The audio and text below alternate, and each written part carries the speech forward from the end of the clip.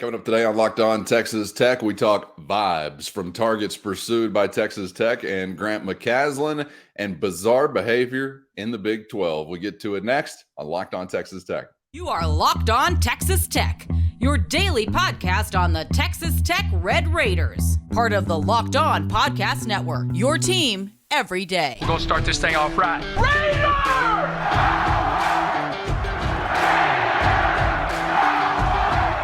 Everything runs through Lubbock.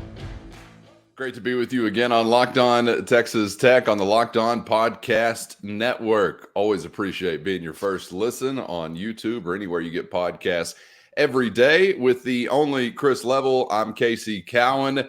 And Chris, we're kicking off today's episode in a basketball frame of mind because as we wrapped up last week, we talked about some guys coming to campus to visit Grant McCaslin and the Texas Tech men's basketball program. And with some size, guys like Warren Washington of Arizona State, Kashad Johnson of San Diego State, and some thoughts that, defensively oriented, these types of guys would be. Wherever they land, they could be pieces on that end of the floor, particularly that could really help you out. And, of course, when we're talking about the new hire in Grant McCaslin, we're talking about a guy that is bringing what we expect to be a culture and a basketball program that is rooted in defense. So as you're trying to build some things on that end of the floor and restore some former glory with your program, I know I've certainly had some questions as to what that's going to look like. I mentioned under Grant McCaslin, I mentioned a couple of days ago that, having success defensively doesn't mean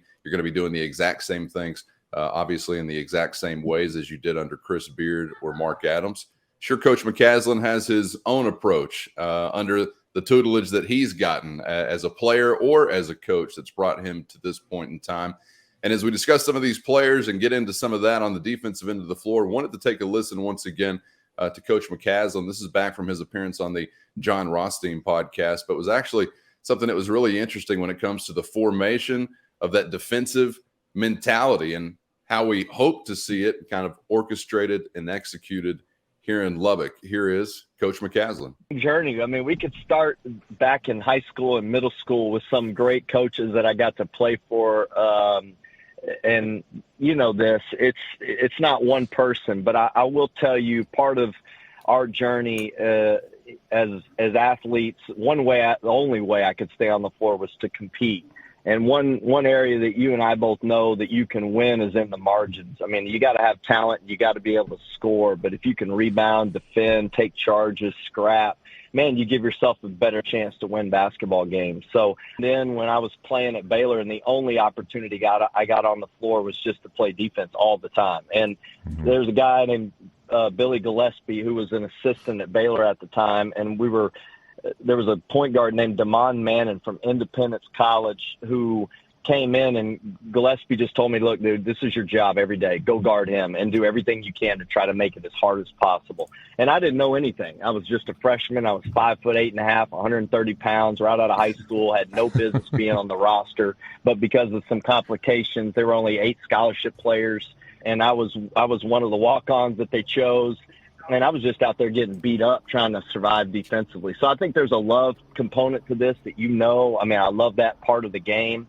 But really, us studying Texas Tech, honestly, and that Virginia championship game, when we were kind of through our journey, really honed us into deciding that that's how we were going to compete and that's how we were going to win a national championship at North Texas. So it morphed into giving ourselves the best chance to win a national championship at UNT was what kind of honed that component to it. Mark Adams was pivotal. Chris Beard was pivotal. Honestly, those guys allowing us access to the program to give us some direction in regards to the side defense. And then Ross Hodge is one of the best coaches in the country. I mean, he's remarkable. And then the staff we had put together at the time, Dream Dowling, Matt Breyer, all those guys were really, put it together for us to have a chance to be great defensively. So a lot of people, as you know, deserve the credit for that. But I think more than anything, it was just what gives us a chance to win a national championship, and we felt like defense was it. So there is so much in that clip to react to from the standpoint of like I guess I was just as you mentally start to make notes. One, boy, does he have a great understanding of Texas Tech basketball and all that came before it, because he's followed this. I mean, he was here back in the late 90s, but I mean, he's mentioning Billy Gillespie and all that, but then he also obviously with Mark and Chris and Tubby and he just, I think he's got a, and obviously he worked with Coach Dickey and then and Bob Knight, but he's got a great understanding of this program's past. And I think that really gives you an advantage when you're the head coach here, and that you don't have to figure out the lay of the land. Like what's this program been like? Because he's kind of followed it from afar, and he's watched it be at the bottom of the Power Five and at the top of the Power Five. Okay. And really, yep. I mean, it's been at the bottom of the mountain, top of the mountain, all those things. Two, I think you get a really good feel there for him discussing why he views, like when you watch his teams play, you now understand why. And I think that's an important component to grasping how he's molded the best way he thinks it gives his teams a chance to win. And I think that he's telling you, and it starts back when he was a kid or a player in college or whatever. And I think that that goes a long way in kind of like helping you understand why things are the way that they are. Because, it's not about points. It's about rebounds and taking charges and sharing the basketball and all those kinds of things. So I think it's kind of fascinating to get a look behind the curtain there at kind of what makes him coach and feel the way that he does, because this is how he had to do it as a player in high school and college. Any takeaways for you? He's 5'8", 135 pounds in college. Good grief! Did they need me to come play the five for him, or what? It makes me seem like a giant. I'm sure developing that kind of mentality with those measurables, Chris, obviously is a must. It's a requirement to compete, and you better be a competitor. By the way, you better have that intangible set within you as well, because I think you've got to really, obviously, want it to be able to do some things successfully, built like that on that level. But I'm glad to hear someone continue to emphasize, obviously, feeling like a path to success or competing for conference titles, national titles is on the defensive end of the floor. But Chris, I know you hear just like I do over and over, well, this coach couldn't coach in this generation. This coach couldn't recruit in this generation.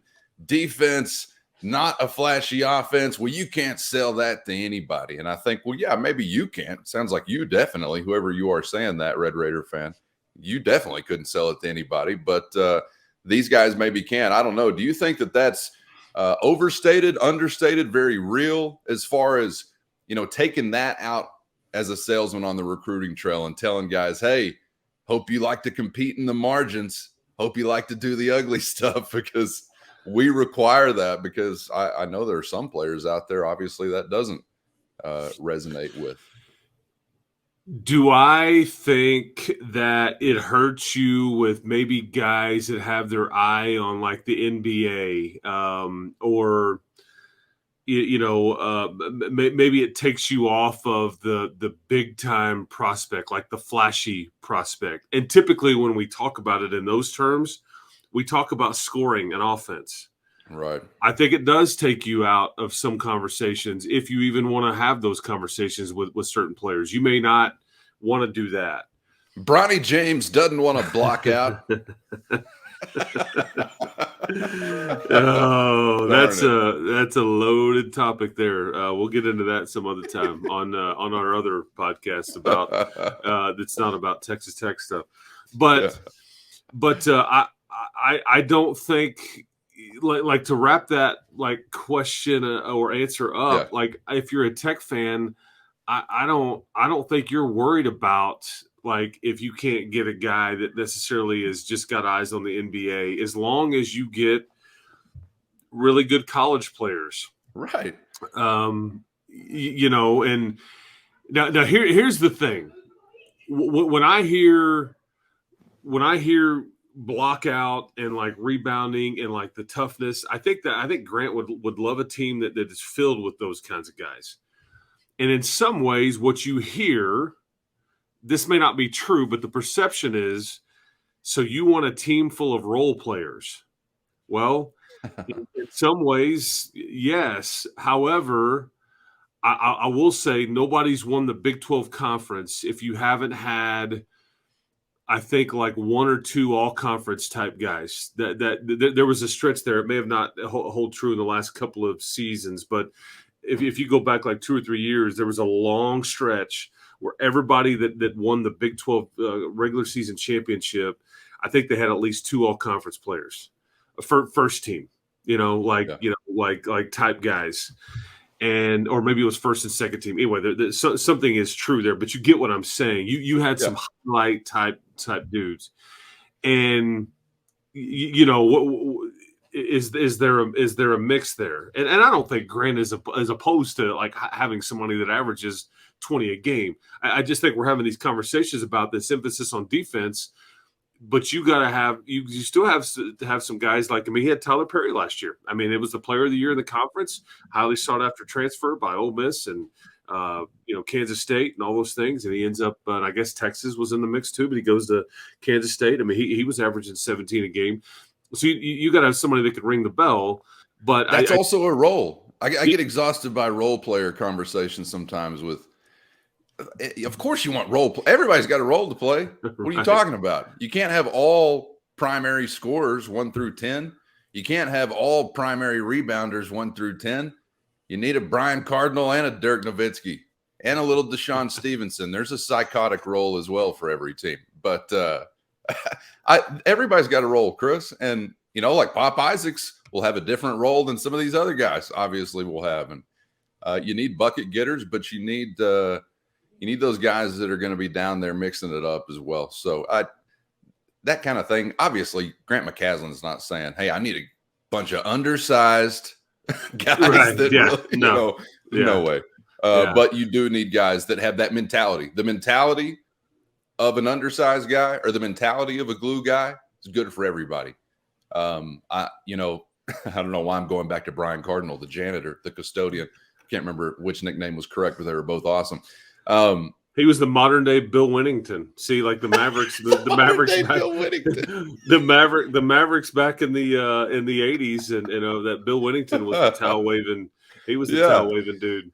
If everybody had that mentality, that's all good, right? Yeah. I mean, you want everybody to have that grinded out type of thing. That'd be great. But clearly, Grant McCaslin's not saying I need to fill it up with guys that are quote unquote role players. But Chris, when we're talking about filling it up, getting guys in the bucket, that's a good thing, right? Commitments, agreements, things like that. I was hoping maybe if you could offer any clarity on just timeline number one, but also any good vibes you're picking up or otherwise from the visit from Warren Washington over the weekend, the Arizona State big man who I think subsequently was in Tucson, Arizona to visit the Wildcats. Who's ever heard of Arizona basketball? That's no big deal. And then Keshad Johnson. If I had a bell, I'd ring it. Slide a point over for sea level. That's a shot at the howitzer. Put you on the bow of the boat, man. Love it. Yeah. But then there's also Keshad Johnson, who was as interesting, who I think was a in the week scheduled visitor, something like that. What can you offer here as far as some details on either one of those guys, Chris? But first, today's episode brought to you by FanDuel, America's #1 sports book and the official sports book of Locked On. Got the NBA playoffs going on, Major League Baseball, Tibetan tiddlywinks, or anything in between that's on your radar. FanDuel has got you covered. And right now, if you've never done it before, you're in luck because it's a great time to be a new customer. You can get started with FanDuel right now by downloading the FanDuel app. Safe, secure, easy to use. Woo! First timers, when you get the app, you're going to immediately be eligible for a no sweat first bet up to $1,000. Just go to FanDuel.com/locked on. That's FanDuel.com/locked on to sign up now. Place your first bet and get up to $1,000 back in bonus bets if your first bet doesn't win. So don't miss your chance to get a no sweat first bet up to $1,000 when you join FanDuel today by downloading the FanDuel app or go to FanDuel.com/locked on to sign up. With FanDuel, an official partner of Major League Baseball. What can you offer here as far as some details on either one of those guys, Chris? So along the defensive conversation, Warren Washington would be your rim protector if you can land him. He was here over the weekend. I believe his visit has concluded at the time you and I are sitting here talking. It does appear that there was a visit to Illinois. I believe that is, the plans are that he will not take that. Things can change. So, again, that this stuff is tricky to try to nail down because you can kind of do what you want. And there's really not a deadline. If you there's some unofficial deadlines. We keep talking about early June and first session of summer school, but a player could take it to second session of summer school or August if they really want to. But so it appears, though, this is a player that's going to pick between Texas Tech and TCU. This is a player that had, I think, averaged about 2 blocks a game last year. Again, rim protector. And, I see some Tech fans kind of dogging Jalen Tyson, who's chosen to commit to Cal because he's gone from Texas to Texas Tech and now to Cal. It's like, dude, pick a home and stick with it. I would just caution Warren Washington, Oregon State, Nevada, Arizona State, maybe Texas Tech. So glass houses, stones, that whole thing. So, I mean, again, this is just the way this is working. I think touch them all, boys. It's right. He's hit the school grand slam. I think it does give you reason to pause in any case when a player plays for as many institutions as Jalen will end up playing for or a Warren Washington. Doesn't mean that it won't work out here if Warren Washington chooses Texas Tech, whatever. I'm just throwing that out there. I think that people need to be aware of that. He desperately fills a need that you have in a giant hole in the middle of your team. This is why I thought it was such a big deal to try to hold on to, and then ultimately you end up losing Daniel Baccio, just because these types of guys are very difficult to find. You can tell me about all the flaws that Daniel Baccio had. I get it. But if his mind was right and he was healthy, there's a lot to work with. So you went to, and again, Daniel Baccio, Arizona, Texas Tech, now Louisiana Tech. So this is just kind of the way some of this stuff is going these days. But Warren Washington is not going to be easy to get. I think he's got a connection. I think the person that's kind of, I don't know if you want to call it his representative or his handler, whatever word you want to use. I think they've got some connections with some of the folks at TCU, but I do think he really enjoyed his visit. I think he's kind of indicated that, oh yeah, I could get this thing done here, kind of thing. So we'll see. The other one, Cowan, and again, you realize how tough or how good a player this could end up being when you start talking about the competition. Yeah, and I misspoke, Chris. I just wanted to correct that. It's Johnson connected to Arizona, not Washington. I think I said that backwards. Yeah, well, yeah, Keshad Johnson was at Arizona this past weekend, was rumored to have been taking a Texas Tech visit over the weekend. That changed because he visited Arizona. Now you have, there's information out there that he will be at Tech, the middle of this week, but there's also kind of reports out there that he's going to visit Kentucky in the middle of this week. Could both be true? Sure. But I just think, but it gives you an idea that it's hard to nail this stuff down. Things are changing. This is going to be a very difficult prospect to land because the competition is fierce. And again, that means you're in on the right guys. But if you miss out on Washington, you're going to end up probably playing against him probably twice, maybe 3 times if he's at TCU. With Johnson, I think you kind of grasp going up straight up against Kentucky and Arizona for a prospect. Several years ago, you're thinking we have zero chance. Just calling a spade, man. That's the truth. And so NIL just, I would think, has to be a factor here at some level. That's kind of the sandbox that you're playing in with a young man like that in a competition. I would think you can offer him immediate playing time. You can offer him probably a starting spot. I don't know how Coach McCasland will kind of go in that route. I don't know if he's into promising things. I don't gather that's how he would roll. But so that's kind of where you're at with those two guys. I still, though, they're even if you were to go 2 for 2 there, we would all do jumping jacks if you did, but you still have more to go get done. There's still more spots to fill, I believe, out there. But if you go 1 for 2 or 0 for 2, boy, we're gonna get really into the weeds here on kind of seeing how deep the portal is, or what else you can go find as far as size go, because you would definitely still need some help. All right, interesting, and we'll continue to follow as closely as possible. So stick with us here on Locked On Texas Tech as we continue.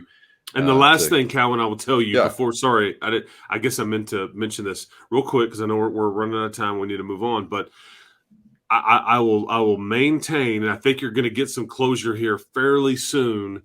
Ben McCollum will be in this conversation as far as staff goes until he is not. So, but I think you're getting closer to where that's going to kind of start to get some clarity there, one way or the other. There are people that have said out there, "Oh man, Coach McCollum, he loves the talk about moving to Power 5 or doing this or that, but when the end of the day, he just really loves being a head coach." And so, and I've heard people say he's in line to be hired. I've also heard people say he's turned Coach McCaslin down. I'm sure there's plenty of myths, truth, or untruths and truths in all of those statements. But again, he will remain in the mix to me until Grant McCaslin has filled his staff out and Ben McCollum is either a part of it or not a part of it. So, but again, you need multiple hires. I just wanted to kind of give everybody an update there on kind of where that stands, where it's, and I think the knock on Ben McCollum though is if you hire him as an assistant, where is your recruiting going to come from? That's where people would look from the outside in and go, because that's a lot on Coach AC and Coach Brower. That's really where they would have to carry the water there, and so. We'll see, but this is up to Coach. This is up to Coach McCaslin how he wants to organize it. And again, I think multiple pieces will be added here. But again, sorry, just want to give you an update there. Sorry to be long-winded. That's what's going down in the LBK. What else is going on in the Big 12 Conference? Gambling with cash, gambling with your career and reputation. We'll cover both next on Locked On Texas Tech.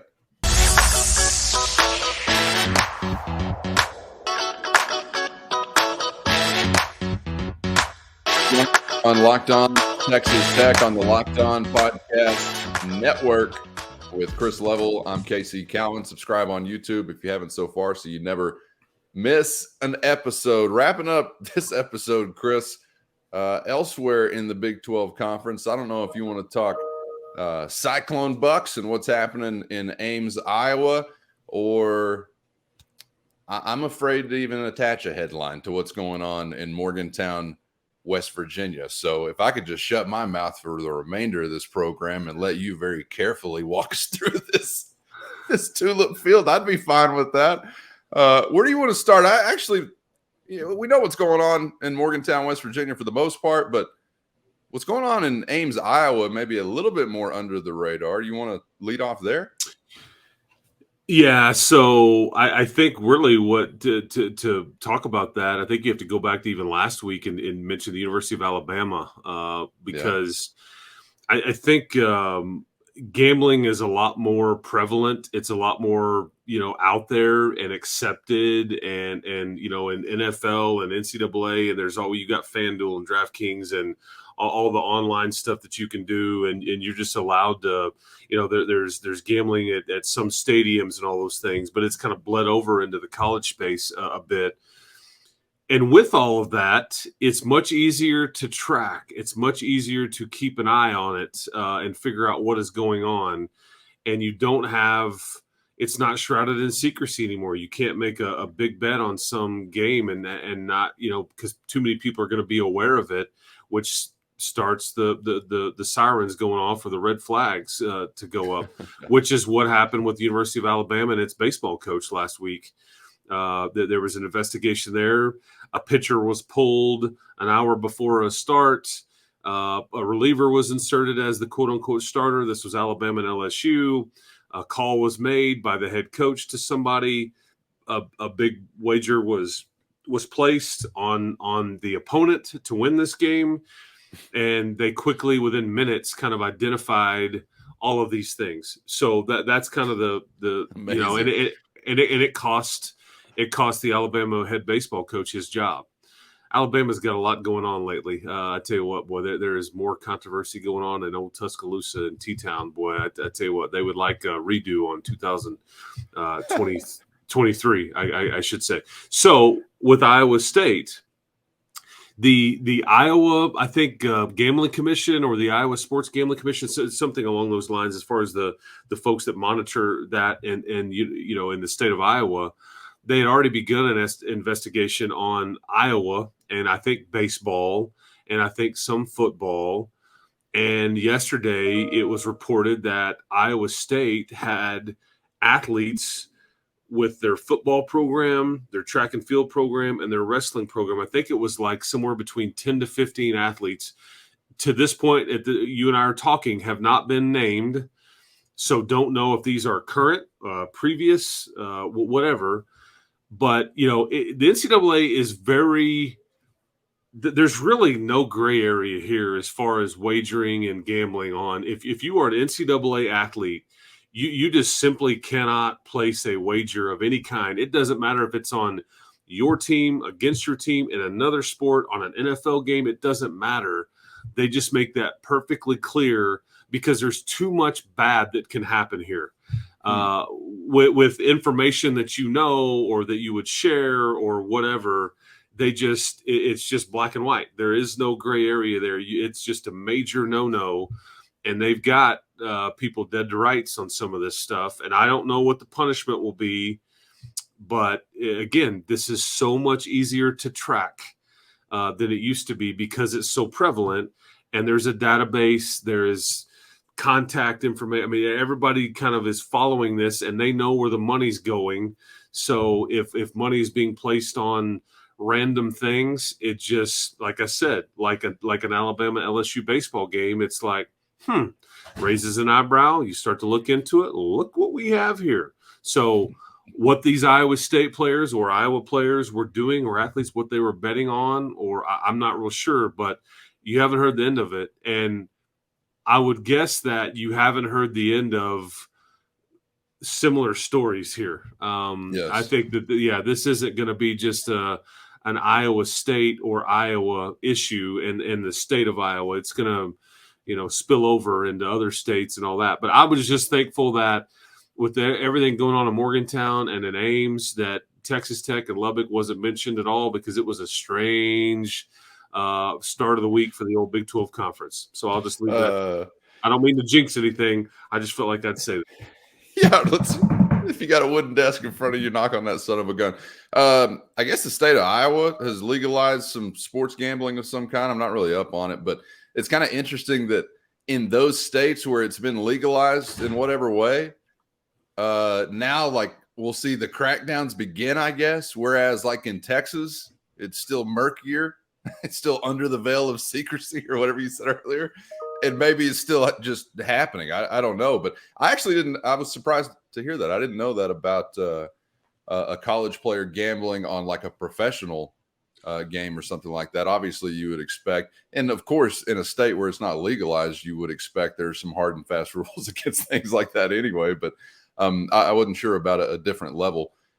College to professional. But yeah, this will not be the final story. There's no question about that, and really be an interesting juxtaposition as it just skyrockets among the public and among casual sports fans or sports bettors, Chris. But meanwhile, the clampdown will begin, or has begun, I guess, on those within the sports. Again, as it should. Who wants to see the integrity of a game soiled? I don't think anybody does. So a lot of this you would understand. Not trying to put it in a negative context necessarily, but will be really interesting to observe. Bob Huggins should be done I don't know how you bounce back from what he did this week. I say good riddance to bad rubbish. I've never been a Bob Huggins fan. I don't know why he gets to sit on his stool, thinks he's above the law, trying to create another $1 million baby situation.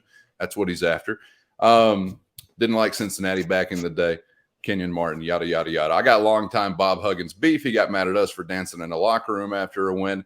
Yada, yada, yada. And what are we yada, yadaing this time around? Something literally that we must yada, yada, Chris, for fear of getting run off our own show. But I don't want Bob Huggins to survive this. I don't think he should survive this. But I was surprised to see an official statement from Bob Huggins via the West Virginia men's basketball Twitter account, which kind of gave me some indication that maybe they're paving the way to him surviving this. What do you think on this bizarre Bob Huggins situation? It was a very weird, unfortunate interaction. I think they were trying to have some fun on a Cincinnati radio station. I think he just kind of lost himself a little bit. I think the radio host also lost himself a little bit. I think, yeah, you told him the best right after he said it. Right after, yeah, you're the best.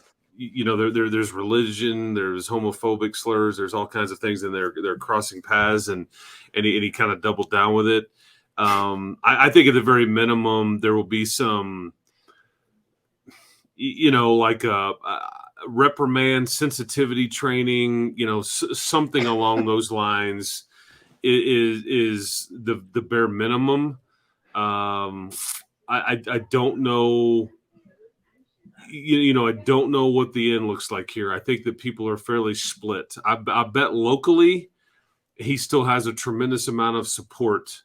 Maybe not from his administration, but from his fan base. There won't be anybody going, hey, because we saw kind of what happened here with Mark and, whether his commentary about the Bible verse. Now, there was no audio of it. That's very different. And I think there were people that were very opposite ends of the spectrum on the way they perceived what Mark had said to said player.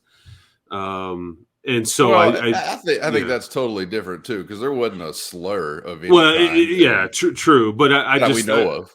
Yeah, it just caused the people to it got a reaction. I guess that was my point. Yeah. And so I really don't know what the when we skip to the end here, because West Virginia, man, they've brought in an unbelievable recruiting class from the portal. I think there was rumors about Bob Huggins kind of wanting to retire. I heard that even back during the season. It doesn't appear that is what he wants to do. It's like they've gotten involved in NIL. They've landed some good players. And so I don't know what happens with Ren Baker here. Keep in mind, that is Grant McCaslin's former boss. That is the guy that hired Grant McCaslin at North Texas. So I think that is also of note. To keep an eye on too. Not that anything would happen there, but I just think that we would be. You need to point that out. I think people need to understand the context there. So, but we'll see what happens. There is policing speech privately, which I am completely anti, and then there is policing speech of someone that is a representative of your billion-dollar institution or whatever it is. So sensitivity training, which is absolutely something I expect to hear about. Even if he's bounced, well, he's still going to be in sensitivity training, probably 3 fingers of Glenn Livett at a time. I don't know, maybe 8 fingers of Glenn Livett at a time for Bobby. But, Chris, this is... Actually, it would be moonshine. That's some of the best in the nation, I'm sure. Yeah. This is insane. And I actually might disagree with you in the sense that I think we got a very clear indication he does want to retire, because what else could make sense about? You could have just submitted the 2 weeks, Bob. Good grief. You didn't have to take this route if you wanted out. I hope West Virginia plummets. I hope Bob is bounced. I hope they're hit incredibly hard by this in the sense that it just throws them into shambles. I got no use for them as our rivals there in the battle for John Denver's soul. And John's rolling over in his grave as a result of this. Bob, you proud? Just insane, and something you didn't anticipate seeing come across here this week. All right, join us again on the other side. Appreciate you for being out there every day on YouTube or anywhere you get podcasts. Chris, thanks for the time, the perspectives. As always, man, enjoyed it. Yes, sir. Keep hope alive, everybody. We'll talk to you next time. You got it. With Chris Level, I'm Casey Cowan. We'll see you next time on Locked On Texas Tech.